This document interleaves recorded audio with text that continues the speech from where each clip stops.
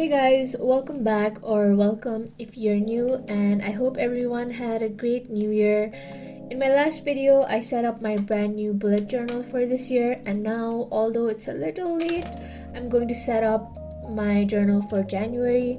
And I decided to do a little bit of a different kind of video for this setup. So I'll be talking about the basics of bullet journaling that I learned in the past year. And I know I'm not an expert since I've only done this for a year, but all of my spreads today are going to be super simple and minimalist, but I'm going to try and explain as much as possible, especially if you're a beginner. I hope this helps in some way. If you want to see how I set up for the year, you can check out my latest video.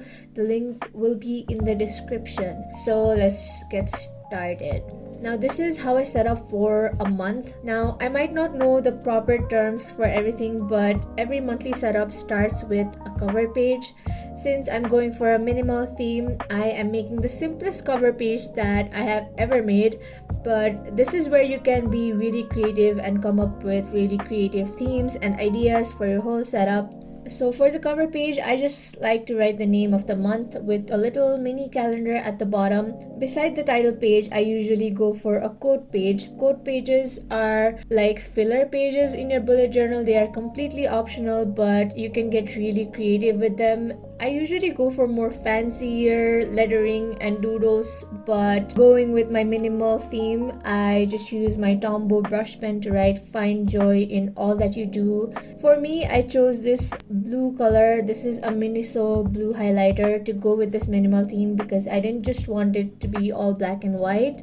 And I am also giving a little bit of a shadow effect with that blue highlighter, and that is all for my cover page. The next page for a monthly setup is a monthly spread.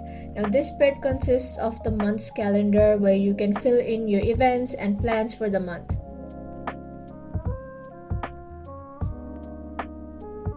In my case, I also include a little notes box to jot down anything important and a little to-do list that includes everything I need to do this month.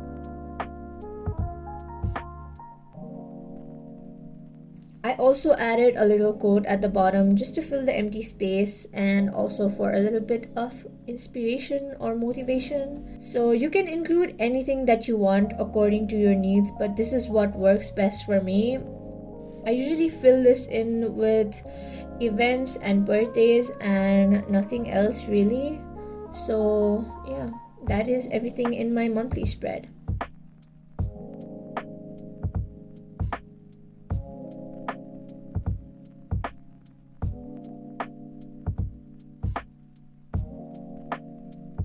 The next spread includes all of my trackers. The trackers are used to track, obviously, your progress in any category that you want. The most used trackers in bullet journals are generally habit trackers, mood trackers, and sleep trackers, and also expense trackers. Now, when I started bullet journaling, I went really overboard and tried to track everything. So I had a sleep tracker for the first, I think, few months, and I used to track like 9 habits. And that was definitely a mistake because I just couldn't keep up with all of them. So if you are a beginner, my advice would be to start by tracking the basic ones and add more and see if you can keep up with them. If you can, then great. If you can't, then I would advise sticking to the basic habits so that you can actually keep up with them, because for me, I couldn't keep up with them and I felt really overwhelmed and really demotivated to continue bullet journaling for the first few months. So through the months, I narrowed it down to 3 habits that I wanted to track every month, and I've been doing this for the past, I think, 6 months, and it's been working really great for me.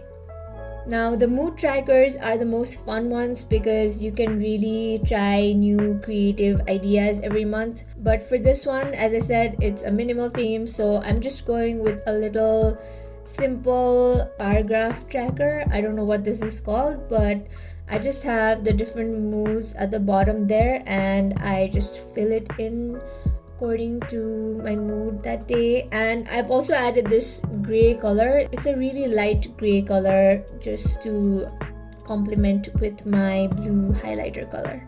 So I have a little calendar here for tracking my YouTube videos.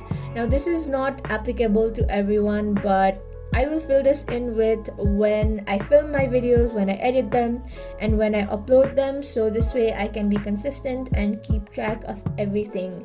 So like this, you can also keep track of whatever you want that fits your needs. You can also track your expenses every month with an expense tracker spread, but I have included that on my future log spread, so I don't have to do that every month because I get a little lazy sometimes when I set up my bullet journal. So I just did that beforehand so I don't have to do it every month. The last and final spreads are the weekly spreads. This is where you can plan your whole week. You can write down your tasks that you need to do and anything important throughout the week. I also have a notes box here for any extra notes I want to jot down, and I just have a little table kind of thing for separating each day of the week in this spread. You just write down anything that you want throughout the days of the week, and that is basically it. Now for 2021, I made a resolution to start waking up earlier.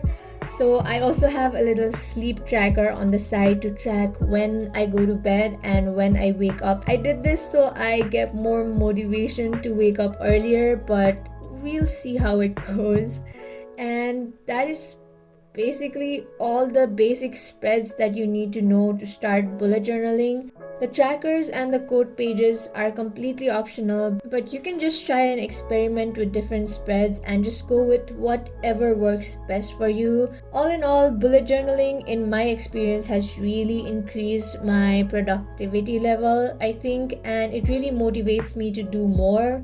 So if you are a beginner or if you have been wanting to start a bullet journal, what better time than now? It's the start of a new year. You should just go for it. Now, as you continue bullet journaling, you start to realize what actually works for you and what doesn't. So according to that, you can change your spreads to fit what works best for you. So here's my final flip through of my most simple spreads, but I really like how everything turned out.